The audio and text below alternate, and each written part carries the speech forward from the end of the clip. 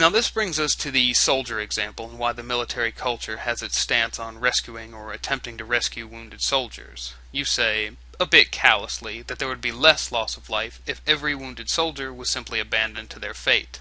And so I retort, that is fucking bullshit.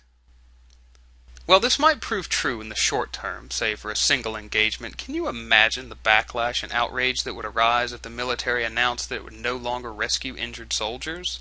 I'm not sure that this is even quantifiable, but I imagine nearly every parent of every soldier, airman, and marine in the field, as well as spouses and children, would absolutely riot at the notion.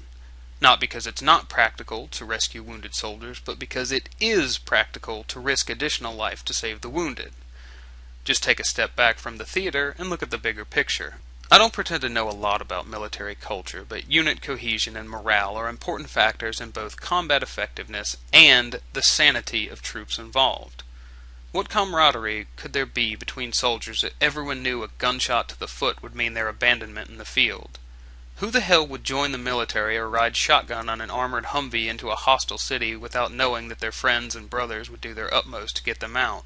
Having fired a few weapons myself and knowing the noise, power, and fear they can instill even on the good side of them, I can't imagine the hells of combat without at least knowing the people there with you are truly on your side and that you are on theirs.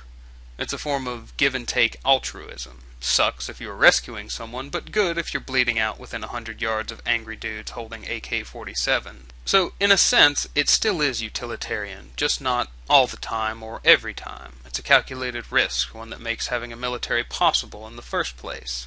You could apply the same principle to friendship or love or just about any human interaction. Maybe you don't win 100% of the time, but nothing on this earth ever does. And as the author of Fight Club put it, on a long enough timeline, the survival rate for everyone drops to 0.